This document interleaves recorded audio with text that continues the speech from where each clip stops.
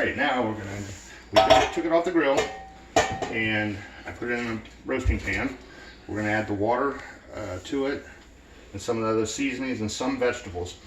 Some of the vegetables get put in now and they're going to stay in and they'll cook down to almost nothing. So we'll add our other vegetables about 45 minutes before we're due to actually take the roast out. So I'll get started. I'm going to add the water first.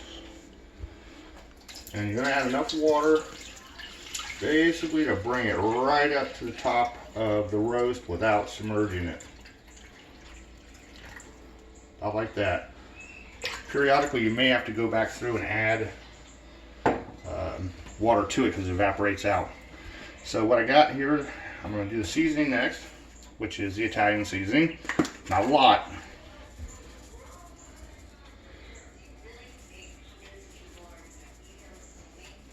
Italian seasoning. Onion powder, not onion salt, onion powder. Again, just lightly dust it.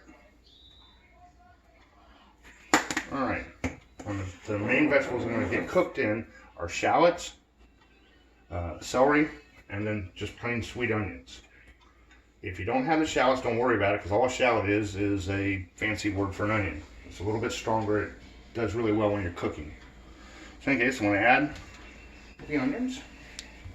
When do we put our potatoes in? They will go in about an hour before it comes off out of the oven. If not, we'd have potato soup is what we'd have. Okay.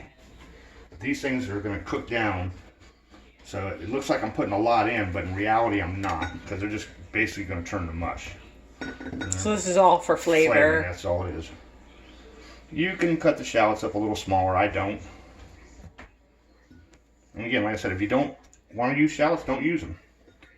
Same thing with the celery. Celery can be cut up smaller. Again, it's all for flavor. I actually do not particularly like cooked celery, but that's just me. Do a little fancy one on top.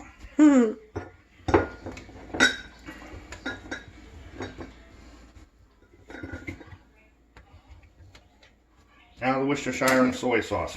I don't really have a measurement, but it's around a quarter cup. And just watch what I do.